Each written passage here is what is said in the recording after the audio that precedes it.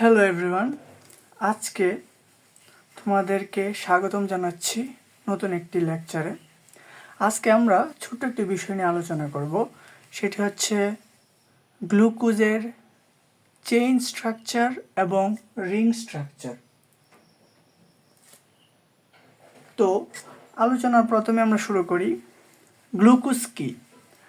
Glucose হচ্ছে একটি 6 carbon বিশিষ্ট শর্করা, মানে হেক্সোস। তো আমরা যদি আঁকি, আমরা জানি মূলত শর্করা হচ্ছে দুই রকমের। একটা হবে অ্যালডোজ শর্করা, অর্থাৎ এর কার্যকরী মূলকটা হবে CHO, অথবা হবে কিটোজ শর্করা, তখন এর কার্যকরী মূলকটা হবে CO। তো যেহেতু আজকে আমরা গ্লুকোজ নিয়ে আলোচনা করব, আজকে আমাদের আলোচ্য বিষয় হচ্ছে গ্লুকোজ। তো গ্লুকোজটা হচ্ছে মূলত অ্যালডোজ শর্করা। আমি আবারও বলি, গ্লুকোজটা হচ্ছে অ্যালডোজ শর্করা।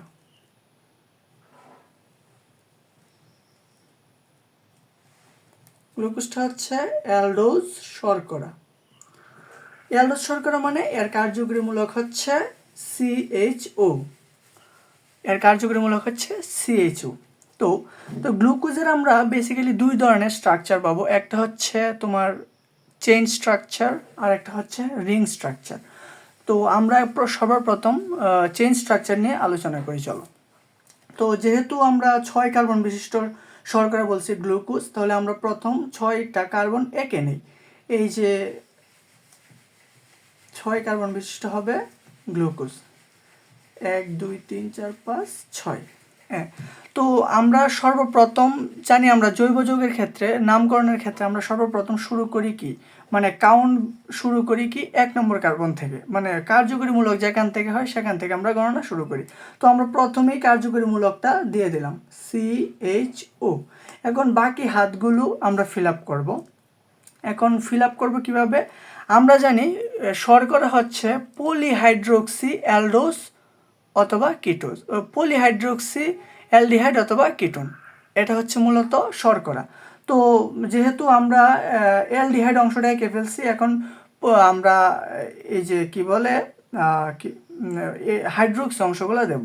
সো ধরো আমরা দেওয়া শুরু করি, এই যে মনে করো প্রথমে দিলাম এইখানে OH, তাহলে এর পরের কার্বনে হবে তার বিপরীত দিকে OH, মানে এগুলো হচ্ছে হাইড্রোক্সি মূলক। বুঝছি? এখন বাকি হাতগুলো আমরা ফিল আপ করে দেবো কি H দিয়ে। এখানে হচ্ছে H2, এখানে হবে H, এখানে হবে H, এখানে হবে H, এখানে হবে H। মানে আমরা মূলত পড়ছি কি শর্করা হবে হচ্ছে পলিহাইড্রোক্সি অ্যালডিহাইড অথবা কিটোন। সো এখানে আমরা প্রথমে দেখতে পাচ্ছি একটা হচ্ছে অ্যালডিহাইড মূলক আছে, তারপর হচ্ছে পলিহাইড্রোক্সি, মানে এখানে হচ্ছে আমরা আরও 5টা হাইড্রোক্সিল গ্রুপ দেখতে পাচ্ছি, 1 2 3 4 5। তার মানে শর্করার সংজ্ঞা অনুযায়ী আমরা অবশ্যই বলতে পারি এটা হচ্ছে একটা মানে অবশ্যই এটা একটা শর্করা। এবং যেহেতু 6 কার্বন বিশিষ্ট, তাহলে সেটা হচ্ছে হেক্সোস। এবং যেহেতু অ্যালডিহাইড আছে, অ্যালডিহাইড গ্রুপ আছে, তাহলে এটাকে আমরা বলবো গ্লুকোজ। যদি কিটোন গ্রুপ থাকতো তাহলে আমরা বলতাম ফ্রুক্টোজ। আচ্ছা, তো এখন হচ্ছে এটা মূলত হচ্ছে চেইন স্ট্রাকচার। রিং স্ট্রাকচার হবে আবদ্ধ, যেহেতু এটা আবদ্ধ না, তার মানে এটা হচ্ছে চেইন স্ট্রাকচার। এখন চেইন স্ট্রাকচার হচ্ছে তোমাদের দুই রকম, একটা হচ্ছে ডি স্ট্রাকচার আর একটা হচ্ছে এল স্ট্রাকচার। এখন আমরা কিভাবে বুঝবো কোনটা ডি স্ট্রাকচার আর কোনটা হচ্ছে এল স্ট্রাকচার? মূলত ডি স্ট্রাকচার এবং এল স্ট্রাকচার দেখা হয়, ধরো তুমি যদি এই মানে একটা হেক্সোসের একটা দ্রবণ গঠন করলে, একটা দ্রবণ দিলে, তার মধ্যে দিয়ে তুমি এক তলে যাওয়া আলোটাকে, তুমি এক তলবর্তী আলোকে তুমি যদি এর মধ্যে দিয়ে পাস করো, তখন দেখা যাবে আলোটা যে পথ দিয়ে আসতেছিল ও সে করবে কি, এটাকে হয়তো ডানে একটু বাঁকা করে ফেলবে, না হয় বামে একটু বাঁকা করে ফেলবে। যদি সে ডানে বাঁকা করে ফেলে তখন আমরা তাকে বলবো ডি, এবং যদি সে বামে বাঁকা করে ফেলে তখন আমরা তাকে বলবো এল। অর্থাৎ একতলীয় আলোকে ডি কি করে, ডি করে তোমার ডানে ঘুরায়, একতলীয় আলোকে ডি ডানে ঘুরায় এবং এল হচ্ছে বামে ঘুরায়। বামে ঘোরাই। এখন আমরা এটা হচ্ছে এক্সপেরিমেন্ট, কিন্তু আমরা এই যে আমরা তো এইভাবে তো এক্সপেরিমেন্ট করে করে বুঝতে পারবো না যে কোনটা হচ্ছে এল গ্লুকোজ কোনটা হচ্ছে ডি গ্লুকোজ। আমাদের বুঝতে হবে অন্য একটা ভাবে, যে আমরা কিভাবে বুঝবো কোনটা হচ্ছে এল গ্লুকোজ এবং কোনটা ডি গ্লুকোজ। এর জন্য একটা ছোট টেকনিক হচ্ছে, আমরা সর্বপ্রথম লক্ষ্য করব 5 নং কার্বনের অবস্থা। দেখো তো এখানে 5 নং কার্বন কি? 5 নং কার্বন হচ্ছে এটা যদি হয় 1 2 3 4 5, তার মানে এটা হচ্ছে আমাদের 5। আমি লিখে ফেলি 1 2 3 4 5, এটা হচ্ছে 6। তো এটা হচ্ছে আমাদের 5 নং কার্বন। এই 5 নং কার্বনের আমরা খেয়াল করব হাইড্রোক্সিল গ্রুপটা কোন দিকে আছে। যদি 5 নং কার্বনের হাইড্রোক্সিল গ্রুপটা যদি তোমার ডানে হয় তাহলে এটাকে আমরা বলবো ডি, এবং যদি বামে হয় তাহলে এটাকে আমরা বলবো এল। তো আমরা যদি এই কার্বন এই হেক্সোসটা বা গ্লুকোজটা যদি দেখি, তাহলে এর হাইড্রোক্সিল গ্রুপটা হচ্ছে তোমার বামে। এর হাইড্রোক্সিল গ্রুপটা কি বামে, যেহেতু বামে তাহলে এটাকে আমরা বলতে পারি এল। তার মানে এটাকে আমরা বলতে পারি এল গ্লুকোজ, এটাকে আমরা বলতে পারি এল গ্লুকোজ। তাহলে সিম্পল আমরা ডি গ্লুকোজটা এঁকে ফেলতে পারি। ডি গ্লুকোজটা কি করে আঁকবো? এই যে প্রথমে আমরা অ্যালডিহাইড গ্রুপ দিয়ে দিলাম, তারপর হচ্ছে বাকি আরও 5টা কার্বন এঁকে নিলাম, 1 2 3 4 5, সর্বমোট হয়ে গেল কয়টা? 6টা কার্বন। এখন যেহেতু আমরা 5 নং কার্বনকে লক্ষ্য করে আমরা তোমার ডি গ্লুকোজ অথবা এল গ্লুকোজ নির্ধারণ করব, সেই ক্ষেত্রে আমরা 5 নং কার্বনের ডান দিকে আমরা দিয়ে দিলাম ওএইচ গ্রুপ। যেহেতু 5 নং কার্বনের ডান দিকে আমরা হাইড্রোক্সিল গ্রুপটা দিলাম, তার মানে সেটা হয়ে যাবে ডি গ্লুকোজ। এখন আমরা বাকি হাতগুলো ফিল আপ করে, যেহেতু 5 নং কার্বনের ডান দিকে আমরা দিয়েছি ওএইচ, তাহলে 4 নংয়ে দিব আমরা বা দিকে, তাহলে আবার ডান দিকে বা দিকে, এটা আমরা কোন দিব? বা দিকে। তো বাকি হাতগুলো ফিল আপ করে দিই এইচ দিয়ে, হাইড্রোজেন দিয়ে। তো এটা হয়ে যাবে আমাদের ডি গ্লুকোজ। তো আশা করি এটা থেকে তোমরা বুঝতে পারছো যে কোনটা এল গ্লুকোজ এবং কোনটা ডি গ্লুকোজ। এখন আমি আবার বলি, যদি এক্সপেরিমেন্টাল আমরা চিন্তা করি তাহলে হবে, যদি আমরা এল গ্লুকোজের কোনো একটা দ্রবণ নেই, তো এটার মধ্যে যদি আমরা একতল ভর্তি আলোকে যদি পাস করাই, তখন সেটা হচ্ছে তোমার ধরো এইভাবে যাচ্ছিল আলোটা, ধরো এটা হচ্ছে দ্রবণের মধ্যে দিয়ে আলোটা এইভাবে যাচ্ছিল, তো সেখানে গিয়ে হবে কি তোমার এখান থেকে পাস করার সময় আলোটা এলের ক্ষেত্রে হয়ে যাবে তোমার বাঁ দিকে শিফট করবে, হ্যাঁ, আর ডির ক্ষেত্রে হবে তোমার সেটা ডান দিকে শিফট করবে। বুঝছো? আশা করি এটা হচ্ছে একতলবর্তী আলো। আচ্ছা, তো আশা করি তোমরা চেইন স্ট্রাকচারটা বুঝতে পারছো। এখন আমরা রিং স্ট্রাকচার নিয়ে আলোচনা করব। তো রিং স্ট্রাকচার হচ্ছে আমরা এখন রিং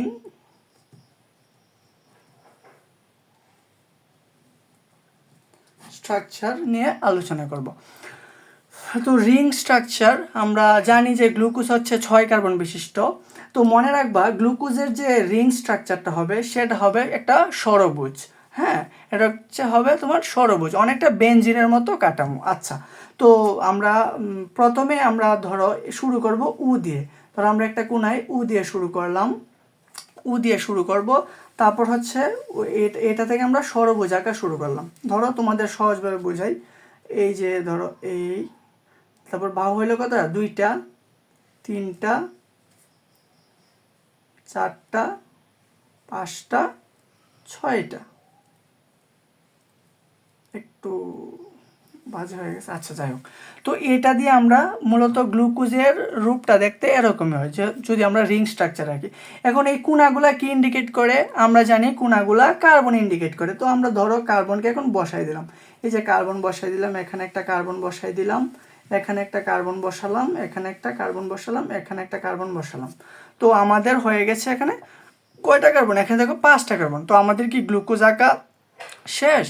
না, গ্লুকোজ আঁকা শেষ না, এখানে মাত্র আমরা 5টা ব্যবহার করেছি, আরও একটা বাকি আছে। যদি আমরা এখান থেকে গণা শুরু করি 1 2 3 4 5, তাহলে আমরা এখানে দিয়ে দিলাম একটা 6 6 নাম্বার কার্বন। তো বেসিক্যালি এরকম দেখতে হচ্ছে রিং স্ট্রাকচারটা। এখন আমি সুন্দরভাবে আঁকি। ধরো আমরা এখানে ও দিলাম, তারপর ও থেকে একটা সি, এইদিকে দিলাম একটা সি, এইখানে দিলাম একটা সি, এইখানে দিলাম একটা সি, এইখানে দিলাম একটা সি, ফিল আপ করলাম, এইখানে দিলাম একটা সি। তো আশা করি তোমরা বুঝছো। এখন বাকি হাতগুলো কি একবার ওএইচ একবার এইচ, একবার ওএইচ একবার এইচ দিয়ে আমরা ফিল আপ করবো। তো দেখো এখানে কার্বনের 2টা হাত ফিল আপ হয়ে গেছে। তো একটা হাত আমরা ওএইচ দিয়ে দিলাম, এখানে দিয়ে দেবো একটা এইচ। তো আমরা ওই চেইন স্ট্রাকচারের ক্ষেত্রে আমরা কি করেছিলাম যে তোমার একবার ডানে একবার বামে, একবার ডানে একবার বামে, মানে হাইড্রোক্সিল গ্রুপের ক্ষেত্রে একবার ডানে ইউজ করছি একবার বামে ইউজ করছি। তো এখন আমরা ইউজ করব তোমার এইভাবে যে একবার উপরে একবার নিচে। যেহেতু 1 নং কার্বনে আমরা তোমার উপরে ইউজ করছি, তাহলে আমরা এটাতে করব নিচে। তো ওএইচ এইচ,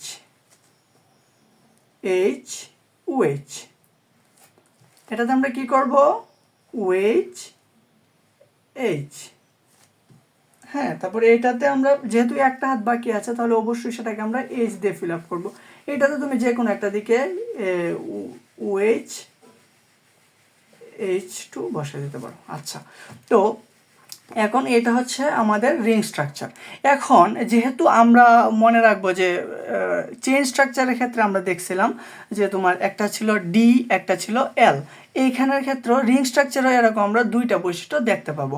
একটা হচ্ছে তোমার আমরা দেখতে পাবো আলফা, একটা হচ্ছে তোমার বিটা, একটা হচ্ছে আলফা, একটা হচ্ছে বিটা। আলফা এবং বিটা গ্লুকোজ বা মানে রিং স্ট্রাকচারের ক্ষেত্রে। এখন আমরা আলফা বিটা চিনবো কিভাবে? তোমরা মনে রাখবা যদি তোমার মানে 1 নং কার্বন, আচ্ছা আমি নাম্বারিংটা করি। এটা হচ্ছে তোমার 1 নং, এটা হচ্ছে 2 নং, এটা হচ্ছে 3 নং, এটা হচ্ছে 4 নং, এটা হচ্ছে 5 নং, এটা হচ্ছে 6 নং।